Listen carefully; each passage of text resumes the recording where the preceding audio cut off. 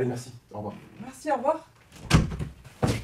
Il y a une question relou à laquelle tout ostéopathe doit répondre au moins une fois dans sa carrière. Une fois, mais des millions! Non mais déjà, qu'est-ce que tu fais dans le cadre, en fait? Donc retourne réviser. 2 millions, là, Mina.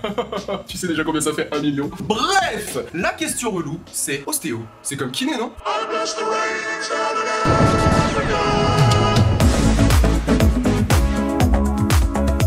La kinésithérapie consiste en des actes prescrits sur ordonnance, réalisés de façon manuelle ou instrumentale, qui ont pour but la rééducation. Ces actes thérapeutiques ont donc pour but de prévenir l'altération des capacités fonctionnelles, de concourir à leur maintien et, si jamais elles sont altérées, d'y suppléer ou de les rétablir.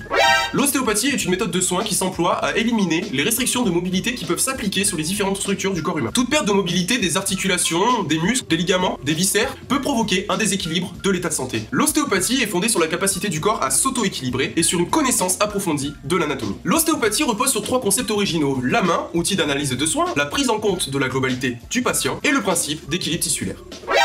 Nani? Ok, vu ta tête, on va partir sur un exemple.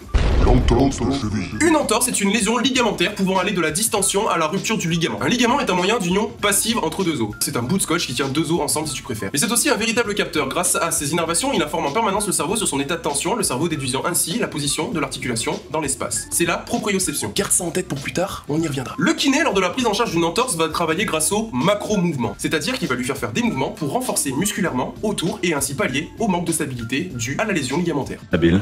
Ces exercices vont aussi solliciter les ligaments et donc la proprioception, ce qui va tendre à rétablir les capacités fonctionnelles de la cheville. C'est la rééducation. Le kiné pourra également avoir recours à des appareils à ondes de choc ou à ultrasons pour traiter le ligament et ses lésions ainsi que la douleur. Voilà. Bon, tu te réveilles pas un matin avec une entorse à la cheville comme par magie. Il y a forcément un traumatisme, une chute souvent bien ridicule d'ailleurs. Ce traumatisme va aussi impacter l'articulation en son sein. Une articulation étant un système clos avec une mobilité intrinsèque, ça veut dire intérieure, qui va influer sur le mouvement global de l'articulation. À cause du traumatisme, des restrictions de mobilité se créent. L'articulation bouge moins bien dans un sens que dans l'autre. Et les tensions ligamentaires de l'articulation en position neutre ne le sont plus neutres. Donc le cerveau est mal informé sur la position de l'articulation dans l'espace, la proprioception est perturbée. C'est pour ça qu'on peut se retordre la cheville plus facilement.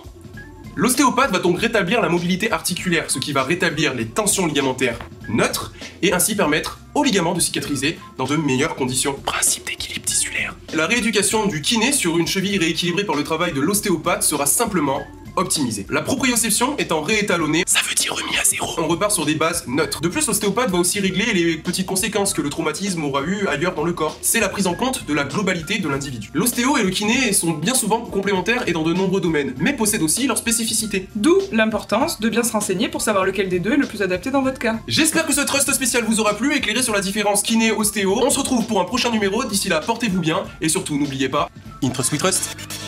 Ciao.